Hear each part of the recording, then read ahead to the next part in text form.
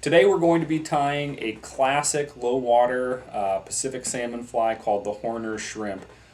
Largely lost to the newfangled high-powered fluorescent UV tactics that people are using these days. This is a very simple fly. It utilizes some materials that you probably would be throwing away otherwise.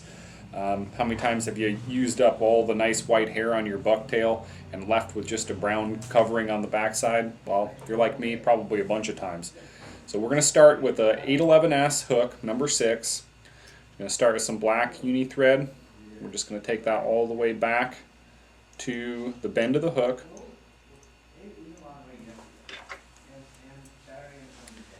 We're going to tie in the tail. The tail is, like I said, nothing more than just brown bucktail.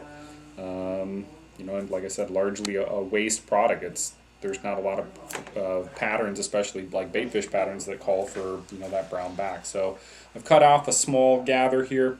I'm going to kind of measure it to the length of the hook shank. It'll be just a little bit longer than the hook shank, but not by much. And I'm going to tie that in place right there at the bend.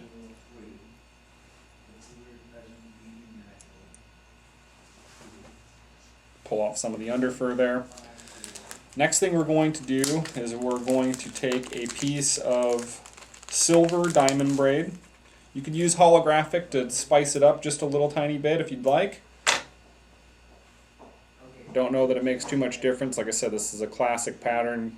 Guys were working with a lot less material variety than we have these days, and still catching tons of fish on it.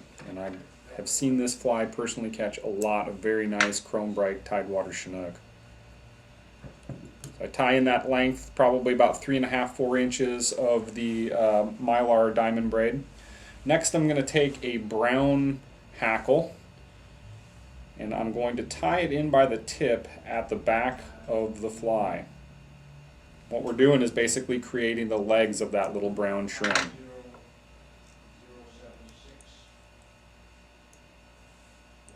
You could use grizzly, you could use cree, you could use a lot of different legs, hackle materials, kind of just whatever you have around. I don't know that it makes a huge difference, but experiment with it a little bit.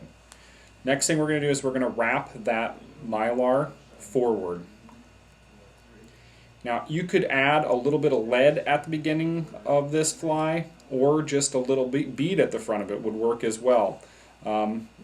In my box that I carry when I'm fishing, I tend to have some weighted, some unweighted, up to you. But a lot of times when you're fishing that real skinny early part of the season in for tidewater Chinook, a heavily weighted fly is just down too deep. So I've got that body tied in there. Now I'm going to take that hackle and I'm going to make about 5 wraps or 6 wraps forward.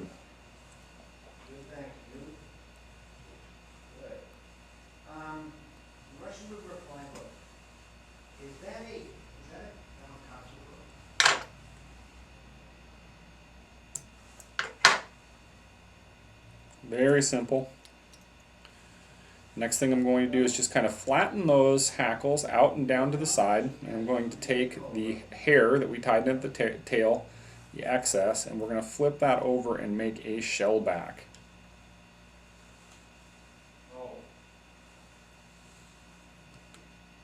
Now, on the original pattern, he liked to leave a little bit of a tuft at the front of it. When you look at the fly, it kind of makes sense. It's making like a little eye stalk. Before mono eyes were super common, or bead chain eyes. So I'll just snip off a little bit. You can see it just kind of pops up, a little bit of a pompadour there. We're going to whip finish here directly behind the eye.